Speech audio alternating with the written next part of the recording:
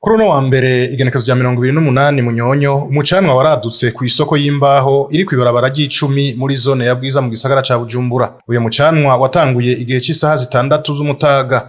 Nibogora Amos arongoye iyo soko y'imbaho amenyesha ko baciye bahamagara imodoka zizimya imiriro zizwi ku izina rya kizimyamwoto kandi ko zaciye zibitaba. Cha twikorako kizimyamwoto turatelefona haje imodoka imwe irazimya.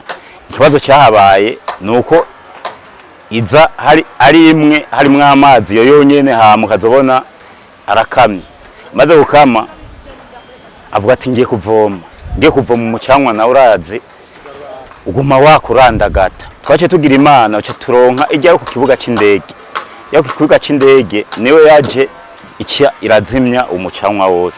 Amos amenyesha kandi ko hakiri kare kugira ngo bamenye neza igiciro c'ivyahononekariye ariko ngo ni vyinshi cane. Ejo kwabaye kuba baregeranya ibi bintu barabe ko atamucanwa wasigaye ngaha bazimya. Urazi ko umucanwa mwibi ushobora kwibika nta biharuro turagira tuvuge tuti hoba hahombeye ibintu bingana uko mugabo kuraba ubutunzi bwahoneye ngaha n'amafaranga menshi vrema.